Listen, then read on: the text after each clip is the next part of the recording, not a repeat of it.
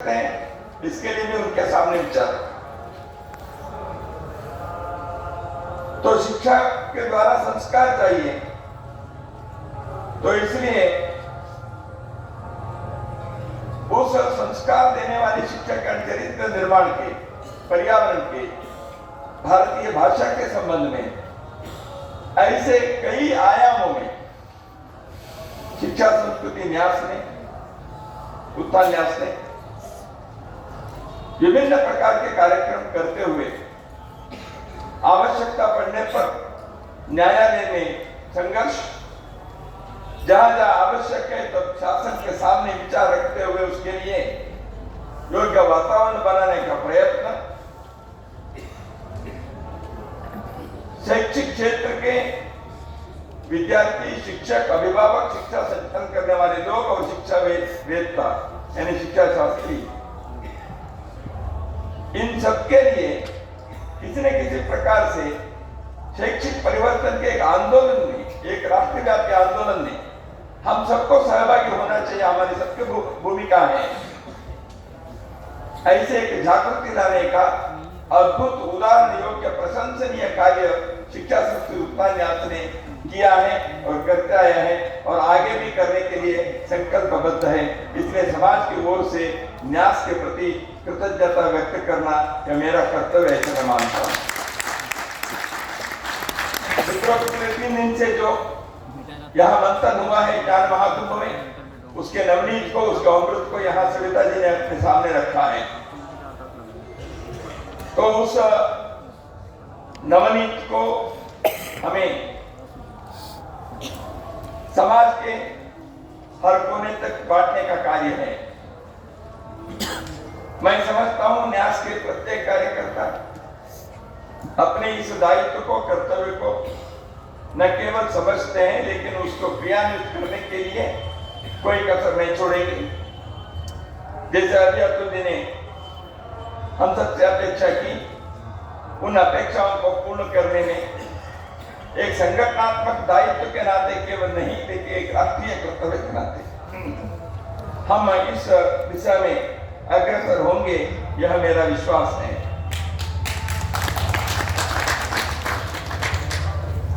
ज्ञानोत्सव के बहुत सारे विषय पहले भी ज्ञानोत्सव में शिक्षा संस्कृति उत्थान न्यास ने समय समय पर आयोजन करते हुए देश के अंदर एक शैक्षिक वातावरण को निर्माण करने का हमने प्रयत्न किया। अब इस कुंभ के परिप्रेक्ष्य में, इसके पृष्ठभूमि में हरिद्वार, नालंदा, पुदुचेरी और कर्नावती के अंदर 4 महाज्ञान कुंभ के बारे में जो हमने सुना, एक कल्पना अद्भुत है, सार्थक है। देश के अंदर शिक्षा में परिवर्तन लाने का एक प्रयत्न करने के लिए ये कुछ ही लोगों का काम नहीं है, अथवा शिक्षा क्षेत्र के, शिक्षा मंत्रालय के या शासन के कार्य नहीं है, या शैक्षिक संस्था का कार्य मात्र नहीं है। इसलिए शिक्षा संस्कृति उत्थान न्यास ने जो कहा कि देश को बदलना है तो शिक्षा को बदलना होगा, देश को आत्मनिर्भर बनना है तो छात्रों को आत्मनिर्भर बनाना होगा। यानी प्रत्येक विषय को सोचते समय उसके पीछे एक गहराई से मंथन करते हुए उस विषय को समाज के सामने सूत्र के रूप में रखने का प्रयत्न किया, ताकि कार्यकर्ता इस प्रकाश से समाज के अंदर विषय को भी लेके जाएं और स्वयं इस कार्य के लिए करने में समर्थ हो, क्षमतावान। पिछले 3 दिन में कई विषयों के बारे में आपने यहाँ मंथन किया है। आज भी भारतीय ज्ञान परंपरा, भारतीय भाषा, शिक्षा से आत्मनिर्भरता, इन विषयों के बारे में संगोष्ठियां हुई हैं। इसके पहले भी आपने विभिन्न प्रकार के विषयों के बारे में कहा, मैं पुनरुक्ति नहीं करूंगा। इसको ज्ञान कुंभ कहा है। हमारे संगठन का नाम है शिक्षा संस्कृति उत्थान न्यास। शिक्षा और संस्कृति ये अलग नहीं हो सकती। कई शब्द हैं, ज्ञान है, शिक्षा है, विद्या है। अंग्रेजी में नॉलेज, एजुकेशन, लिटरेसी, इंस्ट्रक्शन, ऐसे भिन्न भिन्न शब्द हैं। हर एक के अर्थ व्याप्ति भिन्न भिन्न है। ज्ञान के लिए विद्यालय में किसी स्ट्रक्चर में आकर बैठने की आवश्यकता नहीं होती। ज्ञान परीक्षा से, अंकों से निर्धारित होने वाली बात नहीं है। हम सब इसको समझते हैं। ज्ञान एक निरंतर प्रक्रिया है। ज्ञान जीवन के लक्ष्य है। ज्ञान जीवन का सहारा है। ज्ञान समग्र सृष्टि के समझने के एक जो प्रयत्न है, उस दृष्टि से एक तपस्या है, साधना है। इसलिए अपने देश में जो ऋण चुकाने की बात आती है, देव ऋण, ऋषि ऋण, पितृ ऋण, समाज ऋण, इसमें ऋषि ऋण जो है वो ज्ञान को आगे और सृजन करते हुए, सर्जन करते हुए ज्ञान के भंडार को वर्तमान युग के लोगों को ही उनके तपस्या से, साधना से, प्रयत्न से, परिश्रम से, अवलोकन से, प्रयोग से उस ज्ञान भंडार को हर पीढ़ी को जोड़ते जाना चाहिए। ज्ञान ऐसे नहीं है कि पुराने फिक्सेड डिपॉजिट को हम खर्चा करते जाएं। इसलिए ज्ञान परंपरा, भारत के ज्ञान परंपरा कहा है, भारतीय ज्ञान के इतिहास नहीं कहा है। इतिहास जब कहते हैं उसमें फुल स्टॉप हो जाता है, पुरानी चीज। भारतीय ज्ञान परंपरा कहा है। परंपरा में दो प्रकार के दायित्व है। एक, पहले हम जिस रास्ते पर, जिस मार्ग पर चले हैं, उसमें क्या क्या हमने प्राप्त किया, उसको हमें समझना है, उससे सीखना है, उससे आत्मविश्वास जागृत होना है। उसी दायित्व का दूसरा हिस्सा है उस ज्ञान के जो अभी तक चले हुए पथ को, उस मार्ग को आगे भी बढ़ाना है। तब वो परंपरा होती है, नहीं तो केवल इतिहास होकर बैठ जाता है। इसलिए ज्ञान की परंपरा, यह हमारा विषय है। तो इस परंपरा को आगे बढ़ाना और ज्ञान को एक व्यवस्था में रखना, यह विद्या है, नॉलेज है। उसके लिए जो एक स्ट्रक्चर बन के, संरचना बन के है, वो शिक्षा पद्धति है, प्रणाली है। इसलिए विद्या का ज्ञान यह वैश्विक है, सार्वत्रिक है, सार्वदेशिक है, सृष्टि के शिशु है। परंतु शिक्षा जो है वह एक राष्ट्रीय समाज के लिए, फॉर नेशनल सोसाइटी, उस ज्ञान को एक देश के सभ्यता और संस्कृति के अनुरूप, वो उसकी आवश्यकता के अनुरूप कैसे सिखाने चाहिए, यह शिक्षा प्रणाली है, पद्धति है। इसलिए ज्ञान यूनिवर्सल है। शिक्षा राष्ट्रीय दृष्टि से प्रासंगिक है, समाज की दृष्टि से प्रासंगिक है। जब समाज के दृष्टि से उस ज्ञान को प्रासंगिक बनाने के लिए प्रयत्न करते हुए जीवन के अंदर उसको आचरण में लाने के लिए विभिन्न प्रकार से अभिव्यक्ति के मार्ग ढूंढते हैं, वह संस्कृति बनती है। क्योंकि वो संस्कृति एक राष्ट्र के आत्मा के अभिव्यक्ति है। Culture is expression of the soul of a nation. इसलिए भारत की आत्मा को व्यक्त करने वाली जो बात है वो संस्कृति है। इसलिए न्यास ने शिक्षा और संस्कृति दोनों के उत्थान के दृष्टि से जो विचार किया है, उसमें इस ज्ञान कुंभ के महत्व है, ऐसे अपने को समझना चाहिए। मित्रों, आपने पिछले 3 दिन बहुत सारे महत्व के कार्य आपने किया है। भारत के आज जिस संक्रमण काल में खड़ा है भारत, अद्भुत हमने किया है। जैसे इसरो के वैज्ञानिकों ने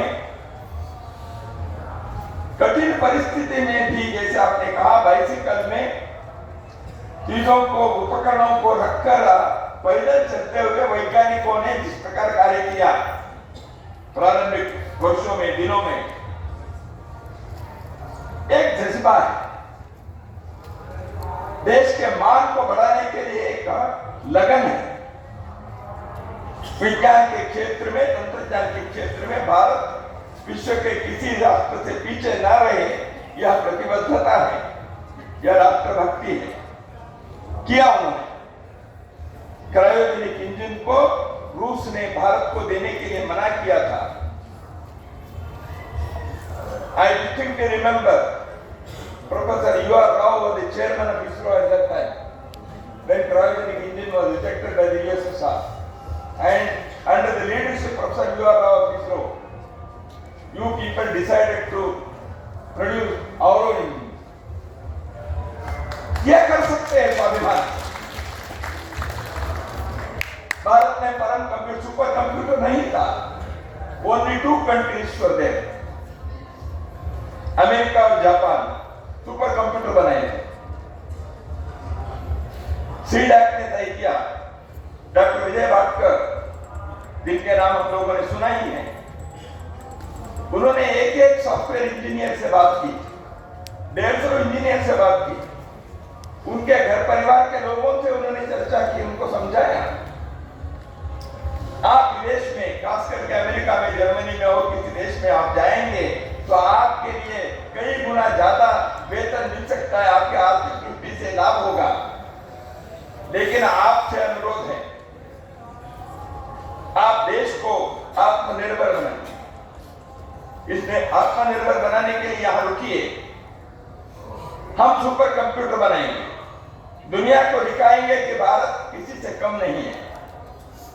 उन इंजीनियर्स ने इस आह्वान को स्वीकार किया, भारत में रुके और भारत के लिए अपने इस मिट्टी के ऋण को चुकाने के लिए उन नवयुवकों ने सुपर कंप्यूटर को तैयार किया। परम कंप्यूटर जिसको कहते हैं, दुनिया में भारत तीसरा देश बना after America and Japan who could produce it. बात प्रतिबद्धता की, देशभक्ति की, बात आत्मनिर्भरता की है, बात परिश्रम की है, प्रतिभा की है, बात सामूहिकता की है। इसरो यदि इस प्रकार से सफलता पाई है तो उसके पीछे परिश्रम है, उसके पीछे एक देश प्रेम है, उसके पीछे एक सामूहिकता के काम है। तो देश हर सेक्टर में, हर आयाम में, हर क्षेत्र में इस प्रकार आगे बढ़ने के लिए यदि हम प्रयत्न करेंगे तो भारत को न केवल विश्व गुरु बनाएंगे, उसको परम वैभव पर पहुंचाने के अपने सपना भी हम पूर्ण कर पाएंगे और अपने आंखों के सामने हम कर पाएंगे। इसलिए आप बार-बार आपने कहा 2047 देश स्वाधीन होकर 100 वर्ष पर हम ऐसे कहने वाले बने। इसलिए अतीत में, भूतकाल में क्या हुआ केवल इसके बारे में चर्चा करते हुए ना बैठे, भविष्य के लिए अपने को क्या करना चाहिए। हमारे अगली पीढ़ी जिस प्रकार भारत के बारे में सोचते हुए प्रत्येक क्षेत्र में, वो कृषि के क्षेत्र में हो सकता है, वो औषध निर्माण के क्षेत्र में हो सकता है, वैक्सीन हमने बनाया, मध्य प्रदेश ने दिखाया 22% एग्रीकल्चर ग्रोथ हो सकता है, वो वस्त्र उद्योग में हो सकता है, वो ऑटोमोबाइल में हो सकता है, स्पेस में तो कर ही रहे हैं। जीवन के हर एक क्षेत्र में भारत दुनिया के सामने एक उदाहरण प्रस्तुत करने के लिए आवश्यक ज्ञान, परंपरा, इतिहास, संसाधन सब है। बात कौन सी आवश्यक है? परिश्रम के और संकल्प के, सामूहिकता के, एक योजना के तहत चलने। यदि हम ये करें समन्वय भाव से, सामूहिकता से, एक योजना के अंतर्गत संकल्प को लेकर हम परिश्रम की पराकाष्ठा करें, भारत को हम उस स्थान पर पहुंचा सकते हैं, सिरमौर बना सकते हैं दुनिया में। इसलिए राष्ट्रीय शिक्षा नीति जिसके उल्लेख यहां हुआ, वह इसी सपने को लेकर बना हुआ है। तो इसलिए शिक्षा नीति के तहत हमें आज जो विद्यालयों में पढ़ने वाले नई पीढ़ी के बच्चे हैं, उनको ऐसे वातावरण में, ऐसे परिवेश में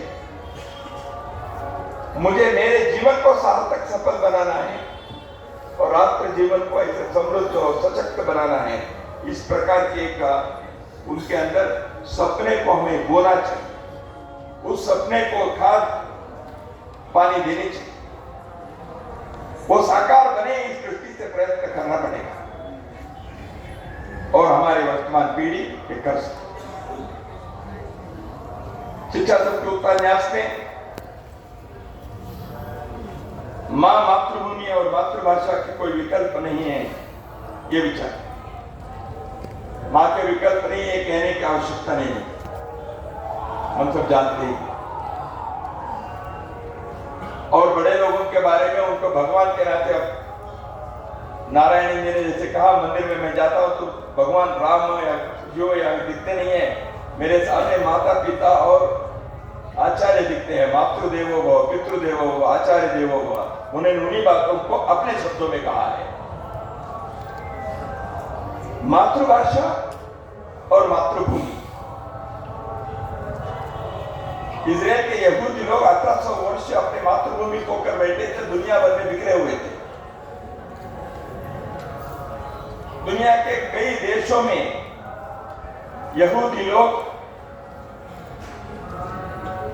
बहुत दयनीय अवस्था में उन्होंने लगभग 20 पीढ़ी जीवन निर्वाह की, लेकिन उन्होंने मातृभूमि पर लौटने के अपने संकल्प को, अपने सपने को छोड़ा नहीं है। हर पीढ़ी को उन्होंने बताया मातृभूमि पर जाना चाहिए, we have to go back to our homeland today और टुमारो। इसलिए उन्होंने कहा नेक्स्ट ईस्टर इन जेरूसलम। 1800 वर्षों के प्रयत्न के पश्चात दुनिया भर के 50 देशों में बिखरे हुए यहूदी लोग इजराइल पर आए। कितना बड़ा देश है, क्या था वहां? रेतीला देश, चारों ओर दुश्मन। ऐसे देश को, उस मिट्टी में उन्होंने जंगल खड़ा किया। एक एक विद्यार्थियों को ये तुम्हारे पौधा है, इसको बड़ा करना तुम्हारा कर्तव्य है, ऐसे समझाया, करवाया। 5000 वर्षों से हम यहाँ इस देश ने कृषि के प्रयोग किए हैं। इजराइल एग्रीकल्चर में दुनिया में एक उदाहरण प्रस्तुत किया है। अपने देश के भी agriculture scientist they visit Israel to understand the agricultural experiments किया उन्होंने। देश के बचाने के लिए, सुरक्षा के लिए इजराइल के यहूदी लोग कितने प्रकार करते हैं हम सब जानते हैं। मातृभूमि कोई विकल्प नहीं है। मातृभाषा, यह मातृभाषा अपने देश की जो भाषाएं हैं, अपने देश के लोगों की मातृभाषा, यह विश्व के बोलियों से कम नहीं है। प्रत्येक भाषा में कहानियां हैं, साहित्य है, संस्कृति है।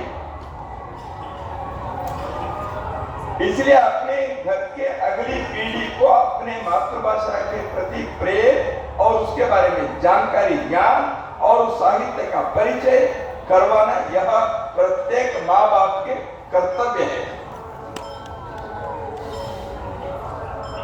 माँ अपने दूध बच्चों को देकर उसको बड़ा कर रही है, भाषा भी देकर बड़ा है। मातृभाषा से जो व्यक्ति दूर हो जाता है उसके जीवन मूल्यों में, संस्कृति के समझ में कुछ कमियां थी। इसलिए मातृभाषा यह अत्यंत आवश्यक है। एक प्रसंग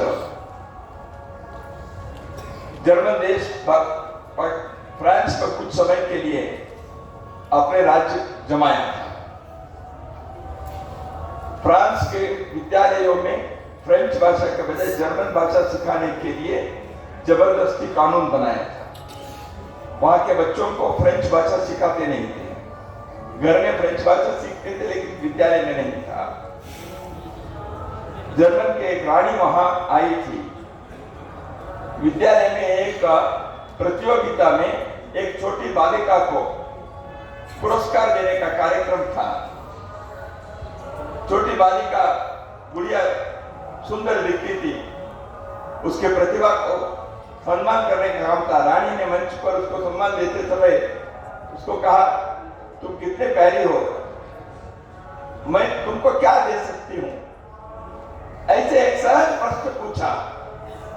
उस बालिका ने कहा, मुझे मेरी मातृभाषा लौटाइए,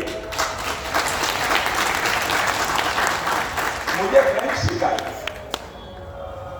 रानी अवाक हो गई। रानी ने पूछा, क्या बात है? जब रानी समझ गई यहाँ फ्रेंच भाषा सिखाते नहीं है, जर्मन के राज चल रहा है, तो रानी ने आदेश निकाला, यहाँ फ्रेंच बच्चों को फ्रेंच सिखाइए। एक मातृभाषा के लिए छोटी बालिका ने रानी के सामने इस विषय को रखा, मातृभाषा क्या होती है।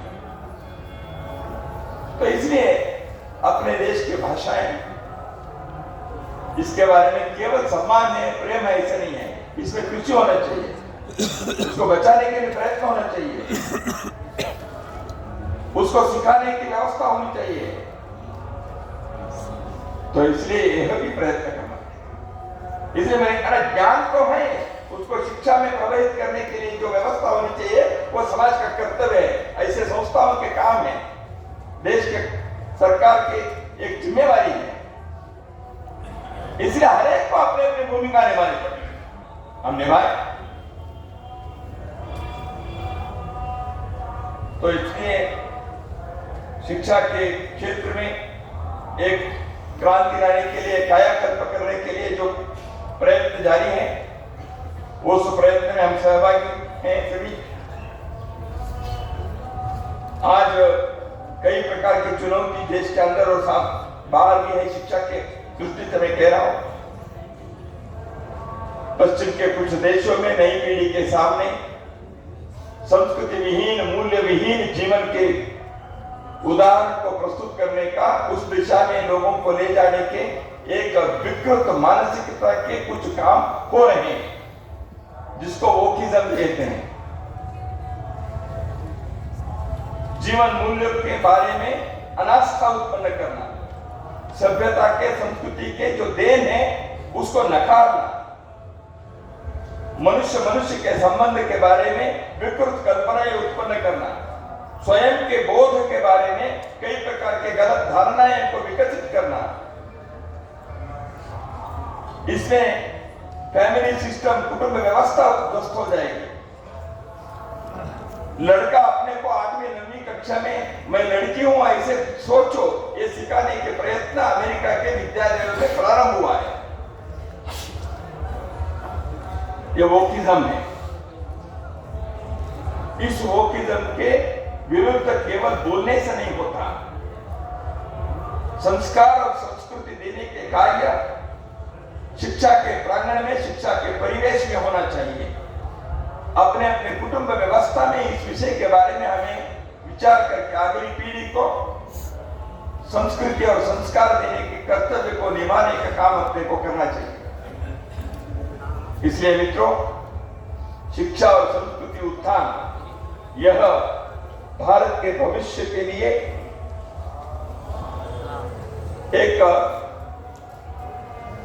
महत्वपूर्ण पथ है, मार्ग है, रोड मैप है। तो इसलिए देश की समृद्धि, किसी भी क्षेत्र में देश अग्रसर होना है तो हम सब समझते हैं, यहाँ के प्रत्येक व्यक्ति जो बैठे हैं हम सब इसको जानते ही हैं। शिक्षा क्षेत्र में हमारे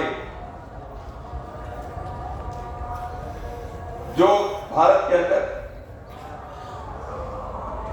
परंपरा से अपने ज्ञान भंडार है, उसको वर्तमान युग के अनुरूप विकसित करते हुए उसमें जोड़ने का काम करना चाहिए।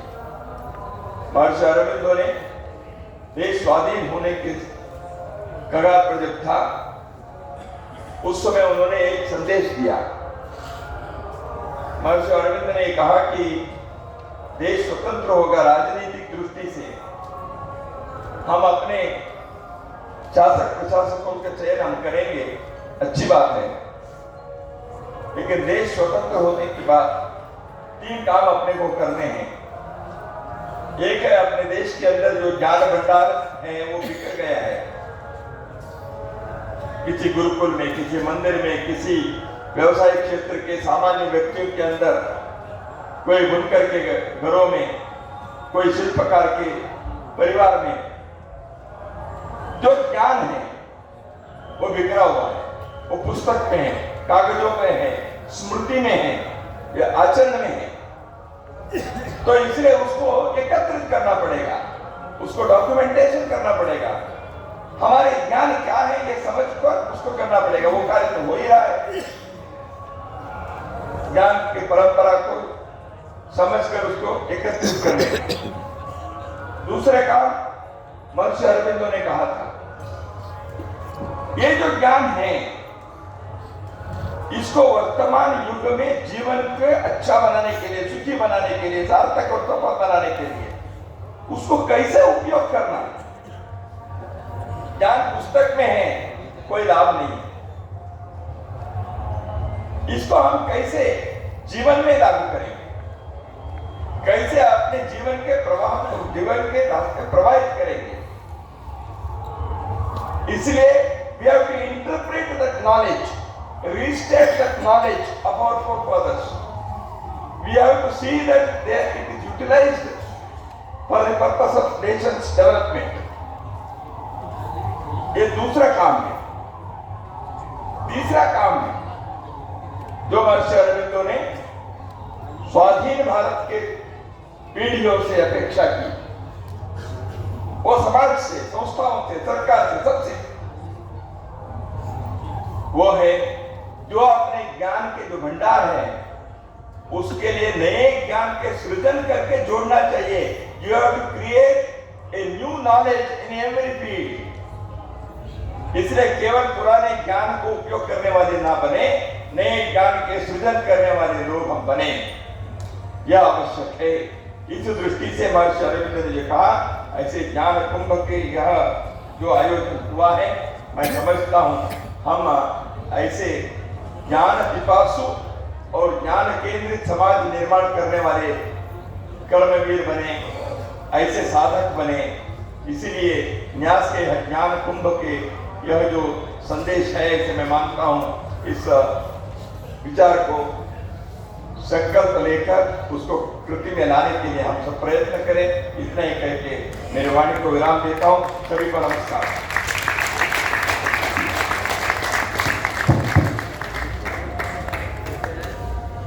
हमारे बीच उत्तराखंड के